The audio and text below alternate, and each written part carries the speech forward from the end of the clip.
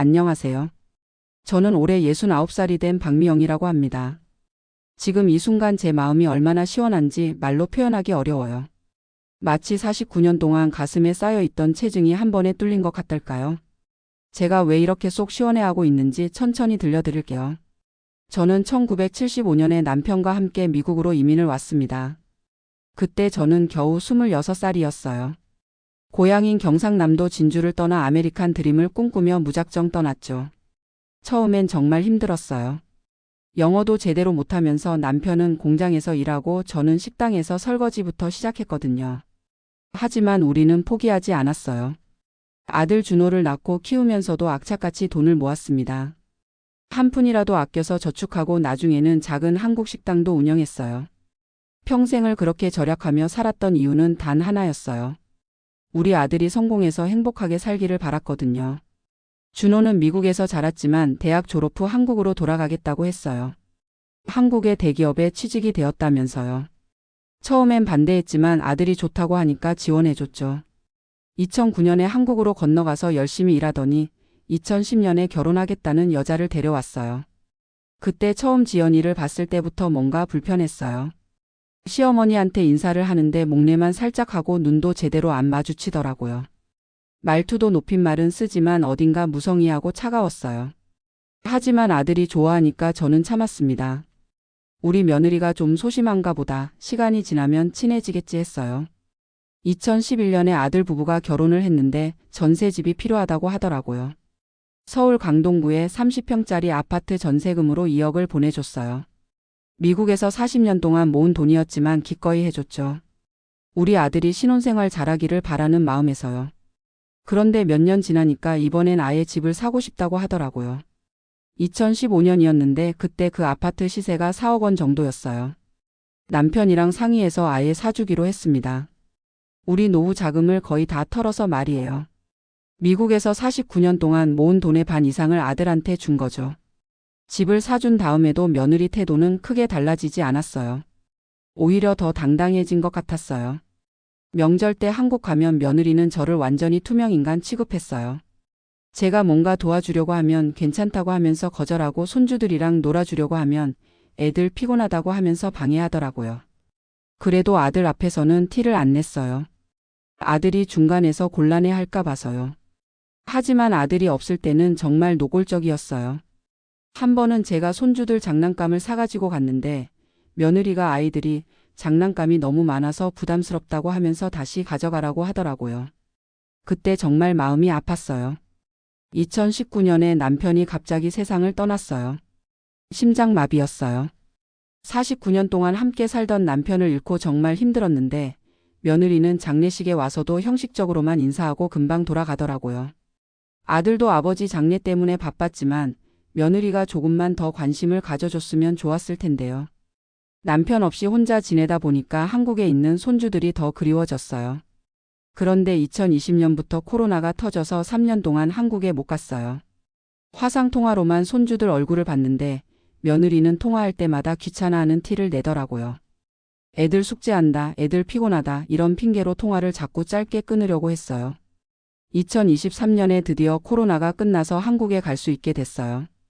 3년 만에 손주들을 보는 거라 정말 설렜어요. 선물도 잔뜩 준비하고 이번엔 좀 오래 머물면서 손주들이랑 시간을 많이 보내려고 했죠. 인천공항에 도착해서 아들한테 전화했어요. 그런데 아들이 말을 머뭇머뭇하면서 이상한 소리를 하더라고요. 지연이가 컨디션이 안 좋아서 집에 바로 오시면 안 될 것 같다는 거예요. 근처 호텔에 일단 머물러 달라고 하더라고요. 3년 만에 한국에 와서 집에도 못 들어간다는 게 말이 됩니까? 제가 그 집 사준 사람인데요. 하지만 아들이 그렇게 말하니까 어쩔 수 없이 공항 근처 호텔에 들어갔어요. 그때 정말 화가 났지만 혹시 며느리가 정말 아픈 건가 싶어서 참았어요. 호텔에서 하루 보내고 아들한테 연락했더니 또 미안하다면서 며느리가 아직 컨디션이 안 좋다고 하더라고요. 그때 깨달았어요. 이게 핑계구나. 며느리가 저를 집에 안 들이려고 일부러 아프다고 하는 거구나. 그래도 손주들은 봐야겠다고 해서 겨우 카페에서 2시간 만났어요. 3년 만에 보는 손주들이 할머니한테 어색해하더라고요.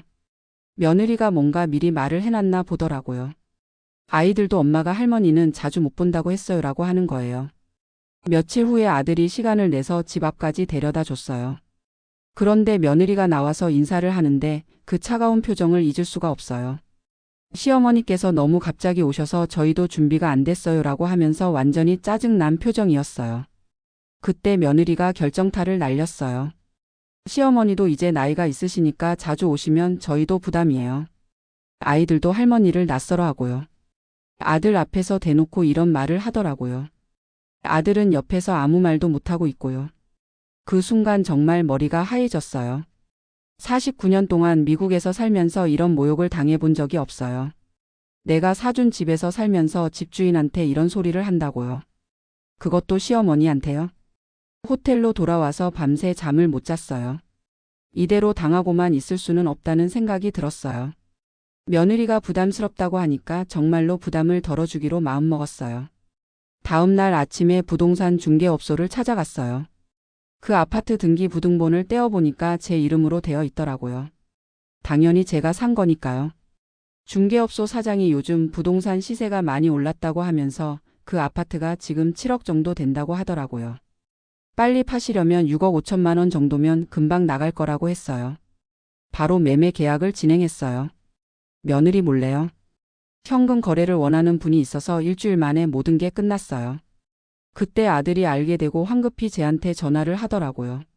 어머니 도대체 뭘 하시는 거예요? 하면서 당황하더라고요. 저는 아들하고 며느리를 불러서 당당하게 말했어요. 내 와이프가 내가 부담스럽다고 하니까 부담 덜어주는 거다. 이 집은 내가 사준 거고 내 마음대로 처분할 권리가 있다.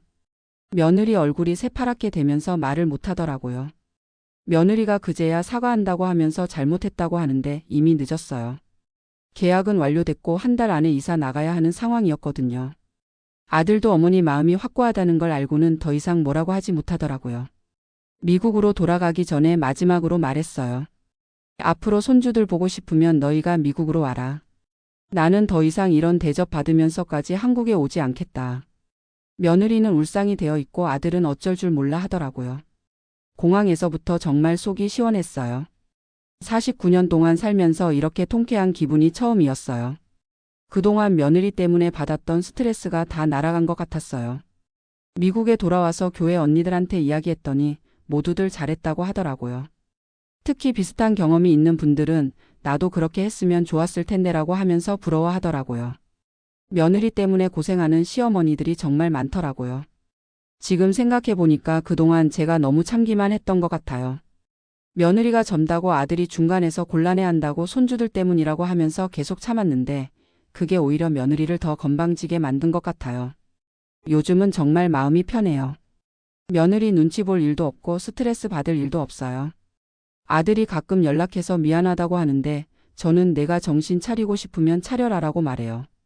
며느리가 달라지지 않는 한 저는 절대 한국에 가지 않을 거예요. 아들이 그 집 한 돈 중에 일부라도 돌려주겠다고 하는데 저는 받지 않을 거예요. 그 돈으로 며느리가 정신 차리기를 바라는 마음에서요. 아마 전세라도 구해서 살겠지만 그것도 자기들이 알아서 할 일이에요. 손주들은 물론 그리워요. 하지만 며느리가 아이들 마음을 돌려놓는 한 어쩔 수 없어요. 아이들이 크면 할머니가 왜 그랬는지 이해할 때가 올 거예요. 그때까지는 기다릴 수밖에 없죠. 지난번에 아들이 엄마 지연이가 많이 반성하고 있다고 하더라고요. 그래서 제가 뭐라고 했는지 아세요? 반성은 개뿔, 이제 와서 반성이 무슨 소용이냐. 그때 왜 그랬냐고 했어요. 진짜 화가 나더라고요. 사실 제가 이렇게 강하게 나온 이유가 또 있어요. 며느리가 저를 무시하는 건 참을 수 있어도 손주들 앞에서까지 할머니를 무시하게 만드는 건 용서할 수 없었거든요. 아이들이 할머니를 우습게 보게 되면 나중에 부모도 우습게 볼 수 있어요. 그런 교육은 잘못된 거예요. 며느리는 아마 제가 나이 들어서 만만하다고 생각했을 거예요. 미국에 혼자 살고 있고 아들한테 의존적일 거라고 생각했겠죠. 하지만 저는 49년 동안 미국에서 살면서 독립적으로 살아왔어요. 경제적으로도 정신적으로도 누구한테 의존하지 않고 살 수 있어요. 그 집 한 돈 6억 5천만 원은 다시 미국으로 가져왔어요. 해외 송금 절차가 좀 복잡하긴 했지만 법적으로 문제없이 처리했어요. 이제 이 돈으로 제 노후를 더 여유롭게 보낼 수 있게 됐어요. 요즘 저는 새로운 취미도 생겼어요. 교회에서 하는 노인대학에 다니면서 영어로 성경 공부도 하고 한국 전통춤도 배우고 있어요. 제 나이에 새로운 걸 배우는 게 이렇게 즐거운 줄 몰랐어요. 며느리 때문에 스트레스 받던 시간들이 이제는 제 시간이 됐어요. 친구들과 여행도 다니고 하고 싶었던 일들을 하나씩 해보고 있어요. 얼마 전에는 교회 언니들이랑 라스베이거스도 다녀왔어요. 아들은 요즘 자주 연락해요. 아마 며느리한테 많이 혼나고 있을 거예요. 새로 전세 구하는 것도 만만치 않을 테고요. 하지만 그것도 자기들이 자초한 일이에요. 제가 왜 도와줘야 해요? 가끔 아들이 엄마가 너무 심하게 하신 것 같다고 할 때가 있어요. 그럼 저는 이렇게 말해요. 내 와이프가 나한테 한 짓들을 생각해봐라. 나는 그동안 너무 참았다. 아들도 할 말이 없어 하더라고요. 며느리가 정말로 잘못을 깨닫고 진심으로 사과한다면 그때 다시 생각해 볼 수도 있어요. 하지만 지금까지 본 걸로는 그럴 가능성이 별로 없어 보여요. 며느리는 자기가 잘못했다기보다는 시어머니가 너무 예민하다고 생각하고 있을 거예요. 저와 비슷한 상황에 있는 어머니들이 정말 많더라고요. 며느리한테 무시당하면서도 손주들 때문에 참고 사는 분들 말이에요. 그런 분들한테 제가 하고 싶은 말이 있어요. 무조건 참기만 하는 게 능사가 아니라는 거예요. 물론 가족이니까 어느 정도는 참아야 해요. 하지만 선을 넘으면 안 되는 거예요. 특히 어른에 대한 기본적인 예의는 지켜야 하는 거 아니에요? 며느리든 사위든 시부모한테는 최소한의 예의는 지켜야 한다고 생각해요. 요즘 젊은 사람들은 꼰대 이런 말을 많이 하던데 기본적인 예의를 지키라고 하는 게 꼰대인가요? 저는 그렇게 생각하지 않아요. 나이 든 사람을 존중하는 건 기본 중에 기본이에요. 제가 이번에 이렇게 강하게 대응한 이유는 또 있어요. 손주들한테 올바른 본보기를 보여주고 싶었거든요. 할머니가 이렇게 당하고만 있으면 아이들도 나중에 어른을 우습게 볼 수 있어요. 그래서 할머니도 화낼 때는 화낸다는 걸 보여준 거예요. 아들이 얼마 전에 애들이 할머니 생각을 많이 한다고 하더라고요. 아마 집이 없어져서 이사를 하게 되니까 아이들도 할머니가 왜 그랬는지 궁금해하나 보더라고요. 며느리가 뭐라고 설명했는지는 모르겠지만요. 저는 손주들한테 미안한 마음은 없어요. 나중에 아이들이 크면 할머니의 마음을 이해할 거라고 생각해요. 그때까지는 기다릴 수 있어요. 급할 것 없어요. 며느리가 진짜로 변하려면 아마 시간이 많이 걸릴 거예요. 지금까지 시어머니를 우습게 봤는데 갑자기 존중하라고 하면 쉽게 안 될 거 아니에요. 하지만 이번 일로 적어도 함부로 대하지는 못할 거예요. 아들도 이번 기회에 좀 정신을 차렸으면 좋겠어요. 그동안 너무 와이프 편만 들었거든요. 어머니 말을 들어보려고 하지도 않고 무조건 이해해달라고만 했어요. 이제는 중간에서 제대로 된 역할을 해야 해요. 사실 남편이 살아있었을 때는 이런 일이 없었을 거예요. 남편이 며느리한테 한마디라도 했을 테니까요. 하지만 시아버지가 돌아가시고 나서 며느리가 더 함부로 대하기 시작한 것 같아요. 이제는 시어머니밖에 없으니까 만만하다고 생각한 거죠. 그래서 이번에 제대로 보여준 거예요. 시어머니도 만만하지 않다는 걸요. 경제적으로도 정신적으로도 독립적이라는 걸 확실히 각인시켜준 거예요. 앞으로 며느리가 어떻게 나올지 궁금해요. 진짜로 잘못을 깨닫고 달라질지 아니면 더 앙심을 품을지 말이에요. 하지만 어떻게 나와도 저는 상관없어요. 이미 선을 그었거든요. 교회 언니들 중에 한 분이 이런 말씀을 하시더라고요.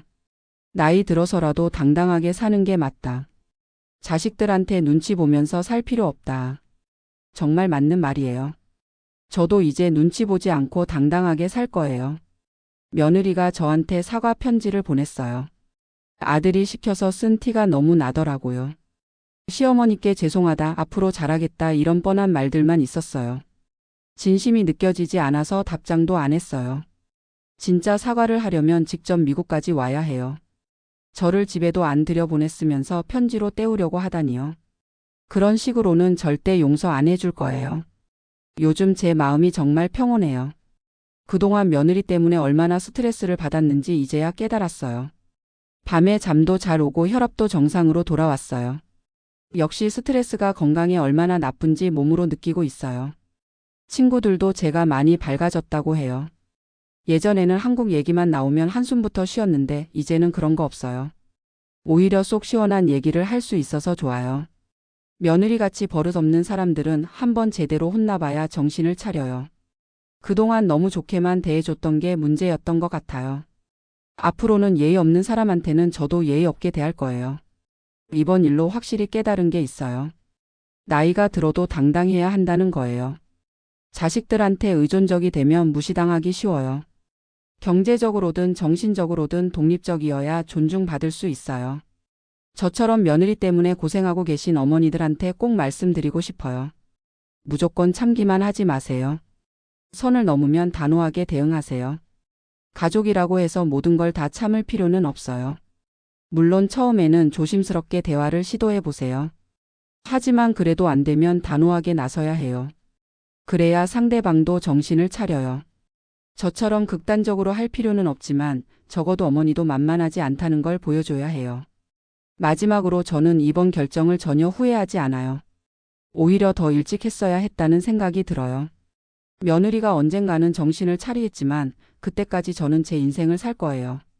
69살이지만 아직 할 일이 많거든요. 앞으로도 당당하게 눈치 보지 않고 살 겁니다.